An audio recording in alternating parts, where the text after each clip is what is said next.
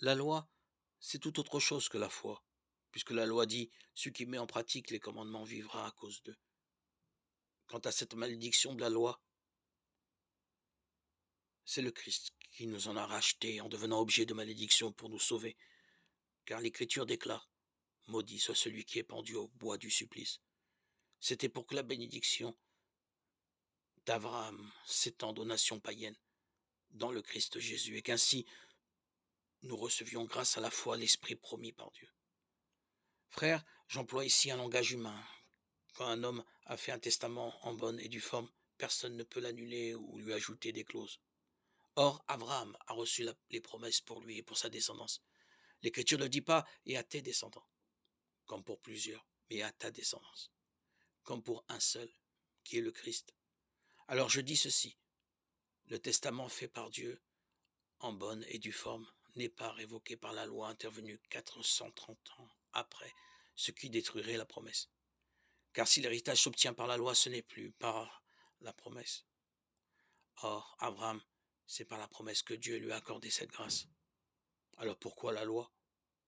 Elle a été ajoutée à cause des désobéissances jusqu'à la venue de la descendance à qui ont été faites les promesses. Et elle a été communiquée par des anges avec l'intervention d'un médiateur, Moïse. Or, celui-ci n'est pas le médiateur d'un seul.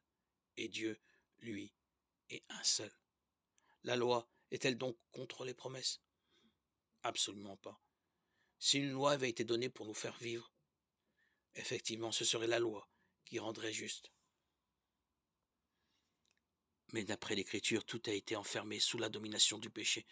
Et ainsi, c'est l'accomplissement de la promesse qui a été donnée aux croyants par la foi en Jésus-Christ. Avant que vienne le temps de la foi, nous étions des prisonniers enfermés sous la domination de la loi de Moïse, en attendant l'heure où la foi serait révélée.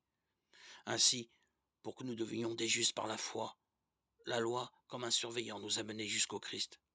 Et maintenant qu'est venu le temps de la foi, nous ne sommes plus sous la domination de ce surveillant. Car en Jésus-Christ, vous êtes tous fils de Dieu par la foi. En effet, vous tous, que le baptême a unis au Christ, vous avez revêtu le Christ.